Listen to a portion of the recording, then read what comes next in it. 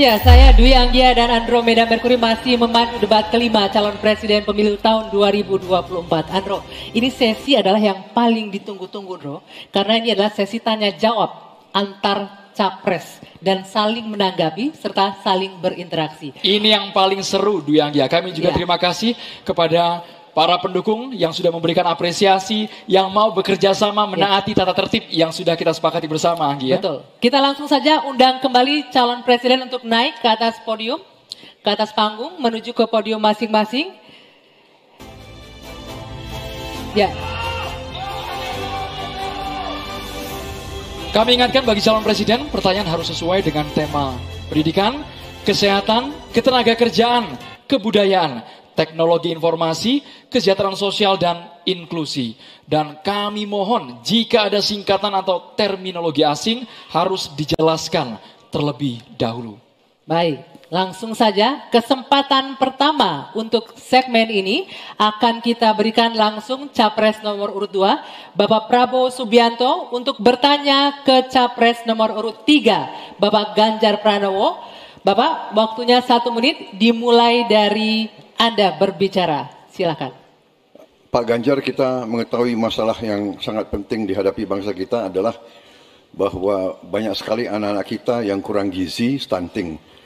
Saya ingin bertanya, apakah Bapak setuju dengan gagasan saya untuk memberi makan bergizi untuk seluruh anak-anak Indonesia untuk mengatasi masalah stunting dan menghilangkan kemiskinan ekstrem dan juga mengurangi angka kematian ibu-ibu pada saat melahirkan.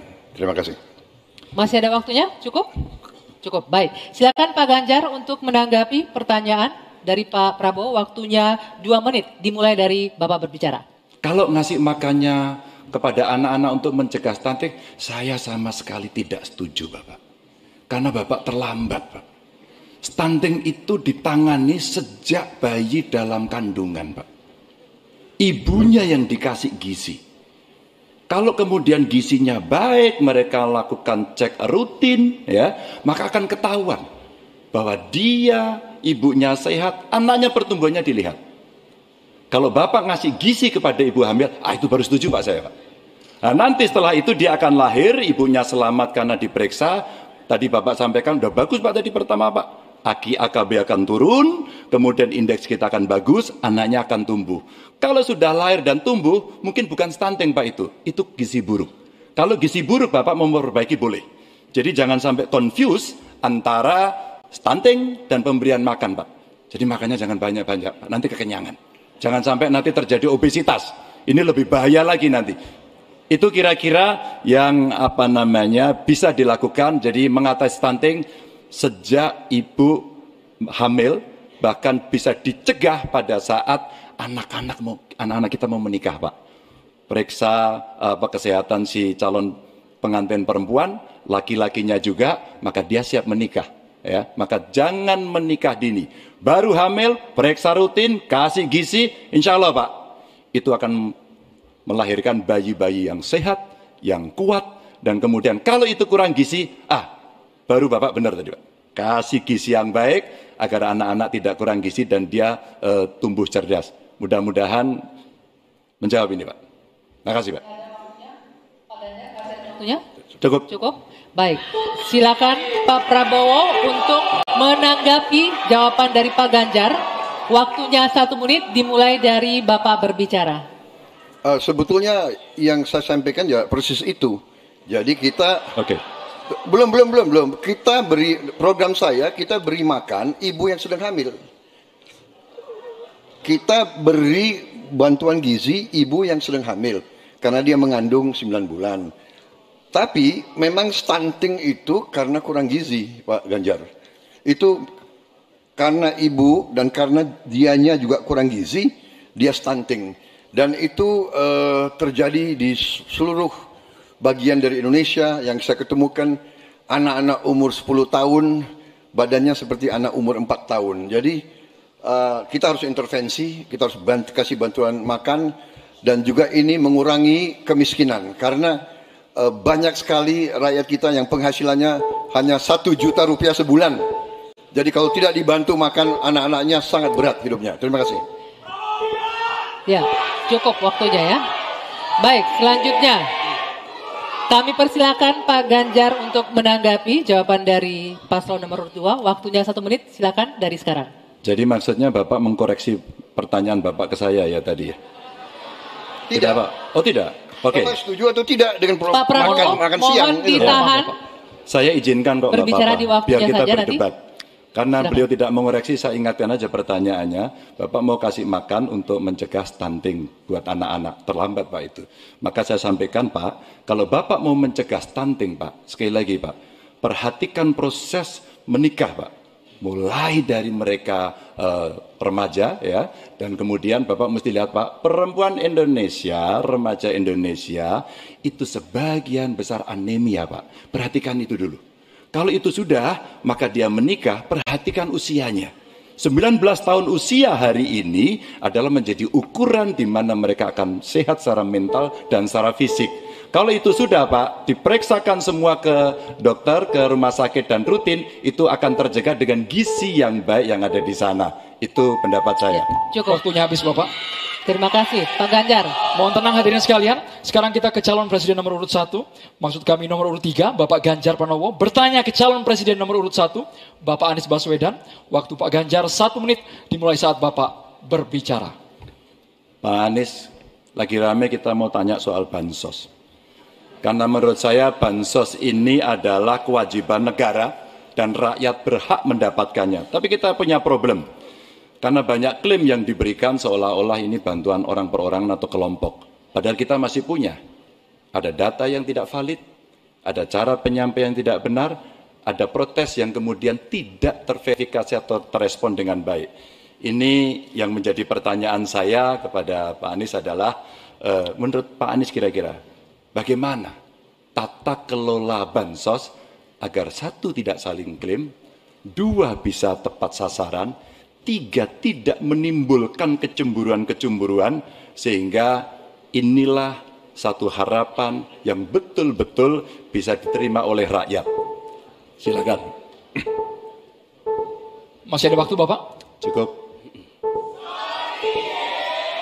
Kami persilakan calon presiden nomor urut 1, Bapak Anies Baswedan, menjawab pertanyaan yang disampaikan oleh calon presiden nomor urut 3, Bapak Ganjar Pranowo. Waktu Bapak Anies 2 menit dimulai saat Bapak berbicara. Ya, terima kasih Pak Ganjar. Pertama, kita harus menyadari bahwa yang disebut sebagai bansos adalah bantuan untuk si penerima, bukan bantuan untuk si pemberi. Karenanya, dia diberikan sesuai dengan kebutuhan si penerima. Kalau penerimanya membutuhkan bulan ini, ya diberi bulan ini. Kalau dibutuhkannya 3 bulan lagi, ya 3 bulan lagi. Tidak usah dirapel semuanya. Oke? Dijadikan sebagai sesuai kebutuhan.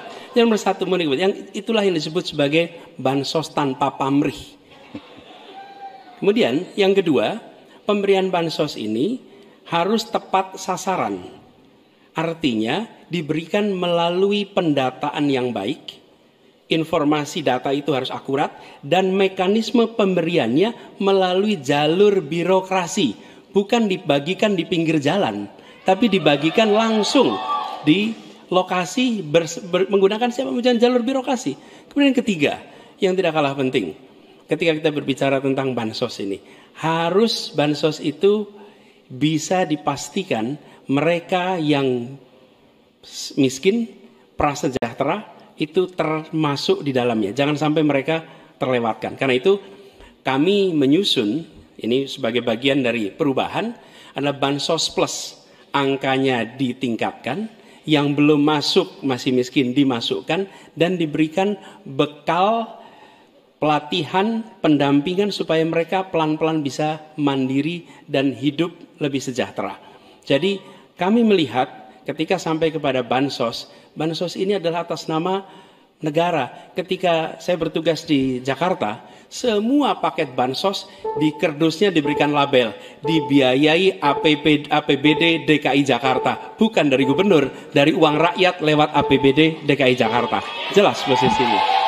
Selanjutnya kami mohon kepada calon presiden nomor 3, Bapak Ganjar Pranowo, menanggapi jawaban calon presiden nomor 1, Bapak Anies Baswedan. Waktu Bapak 1 menit dimulai saat Bapak berbicara. Terima kasih. Ya kalau ini pasti setuju dong. Karena proses logic thinkingnya adalah datanya diperbaiki. Ini yang pernah kita lakukan dan ketika kawan-kawan Kades sudah bersusah payah diberikan ke atas, balik lagi pada data yang sama. Seolah-olah kita abai pada soal data ini sehingga betul-betul bansos yang diberikan yang rencananya tadi menurunkan kemiskinan, mengurangi gap, menurunkan kemiskinan oke ternyata. Tapi gap tidak. Berapapun besarnya gapnya tetap tinggi. Ini menarik dan kami punya data yang kita bisa baca dan tentu saja ini penting memang paradigma bansos sekali lagi ini betul-betul hak rakyat. Tugas negara dan pemerintah adalah memastikan itu bahwa ini adalah tepat sasaran dan tepat waktu. Tadi yang disampaikan betul. Dan kami berusul bantuannya ganti aja deh bantuan kesra karena tugas negara itu menciptakan keadilan sosial, bukan menciptakan bantuan sosial. Waktunya habis Bapak. Sekarang Bapak Anies Baswedan untuk langsung menanggapi jawaban dari Bapak Ganjar Pranowo. Waktu Bapak 1 menit dimulai saat Bapak berbicara. Mohon tenang hadirin sekalian. Ya, terima kasih Pak Ganjar. Dan yang dibutuhkan juga Pak Ganjar, kita harus mulai memikirkan opsi bahwa bantuan itu bisa berbentuk cash transfer, mengurangi potensi korupsi dalam pengadaan barang.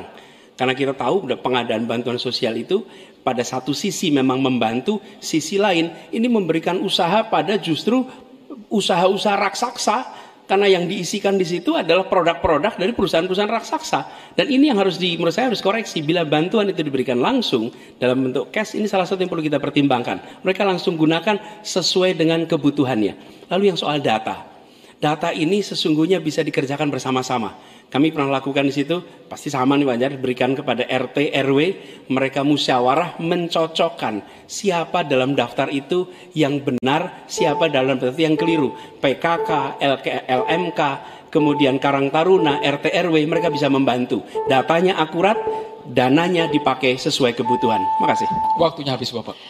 Ya, untuk sesi selanjutnya kita berikan kesempatan Capres nomor urut 1 untuk bertanya ke Capres nomor urut 2. Kami persilakan Pak Anies untuk bertanya kepada Pak Prabowo. Waktunya 1 menit dimulai dari Anda berbicara. Silakan Pak Anies. Baik, Pak Prabowo yang saya hormati, gagasan yang Bapak bawa dan Bapak gaungkan adalah keberlanjutan. Pertanyaannya kemudian, apakah yang sekarang kurang dari pemerintah hari ini akan dilanjutkan? Asumsi saya tidak. Yang kurang tentu tidak dilanjutkan. Karena itu pertanyaan yang perlu dijawab adalah terkait dengan persoalan perempuan. Bagi kami persoalan perempuan ini sangat penting. Dan karena tadi tidak ditanyakan di dalam dialog tadi, maka saya merasa perlu untuk mengangkat tema ini untuk memberikan kepada kita yang nantinya berada di puncak kepemimpinan nasional, memberikan perhatian yang serius pada persoalan perempuan. Ini persoalan yang mendasar. Pertanyaannya Pak, bisakah Bapak jelaskan apa yang kurang dalam pemberdayaan dan perlindungan perempuan sekarang dan bagaimana mengubahnya? Terima kasih Pak. Ya, cukup waktunya. Silakan dijawab Pak Prabowo. Waktu Anda 2 menit untuk menjawab. Dimulai dari Bapak berbicara.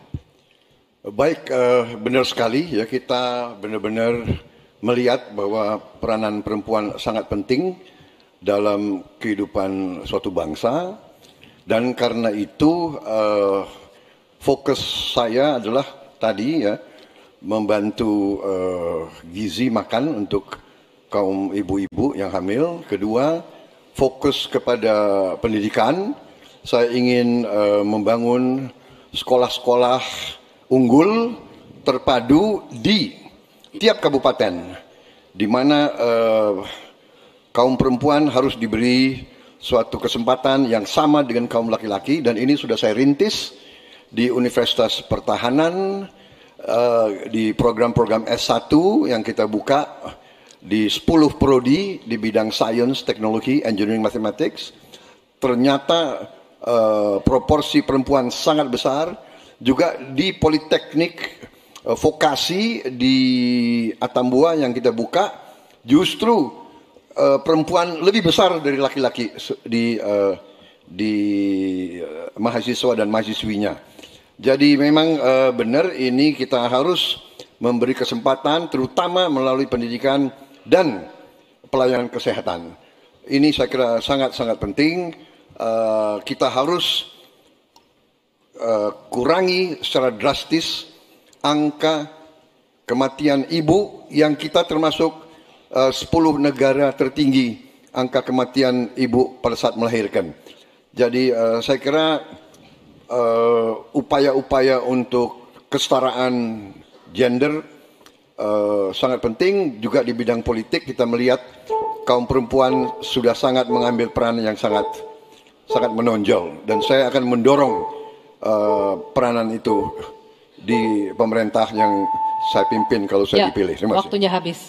Saya berikan kesempatan untuk Pak Anies menanggapi jawaban dari Capres nomor urut 2. Waktunya 1 menit. Silakan dimulai dari Bapak berbicara. Ya, terima kasih Pak Prabowo. Tapi mohon maaf, nampaknya Bapak belum menjawab pertanyaan kami. Karena pertanyaan adalah tentang perlindungan perempuan, yang permasalahan apa dan bagaimana mengubahnya. Mohon nanti sesudah ini mungkin bisa dielaborasi soal perlindungannya. Kami melihat ada 3 hal ketika bicara itu. 1, perlindungan. Karena kita menyaksikan jumlah kekerasan pada perempuan luar biasa banyak, tinggi. Catatannya ada 3,2 juta kasus selama 8 tahun terakhir ini. Itu yang tercatat, itu yang terlaporkan. Dan perempuan ini harus dimuliakan, harus dilindungi, dan kekerasan pada perempuan tidak boleh disepelekan, tidak boleh dianggap sebagai isu kecil. Dari mulai catcalling sampai kekerasan fisik, itu semua harus ditindak tegas dan kami akan tindak tegas. Kemudian yang kedua, kesetaraan. Yang sekarang bekerja dibangunkan daycare, sehingga bagi ibu yang mempunyai anak bisa ada tempatnya. Yang ketiga, kesejahteraan. Perempuan harus punya upah yang setara dengan laki-laki. Itu kira-kira Pak. Terima kasih.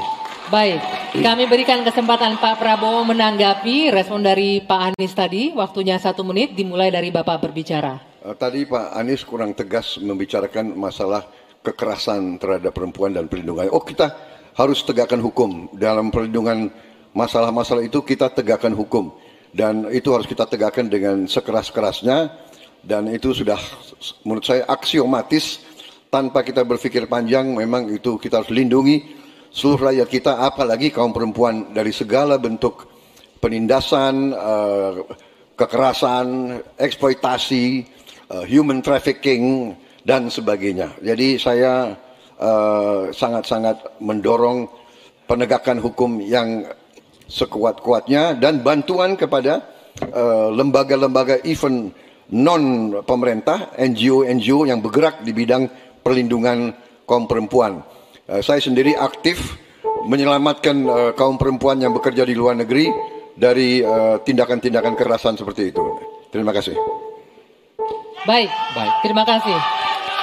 Hadirin sekalian, sekarang waktunya Bapak Ibu di sini untuk memberikan apresiasi kepada para calon presiden yang telah memasuki sesi tanya jawab dan saling menanggapi. Kami persilakan Bapak Ibu untuk memberikan apresiasi setinggi-tingginya kepada para calon presiden. Sesi tanya jawab antar calon presiden, Anggi, masih terus berlanjut. Betul sesaat lagi ya. Ya, kita akan lanjutkan usai jeda. Tetaplah di debat kelima calon presiden pemilu tahun 2024.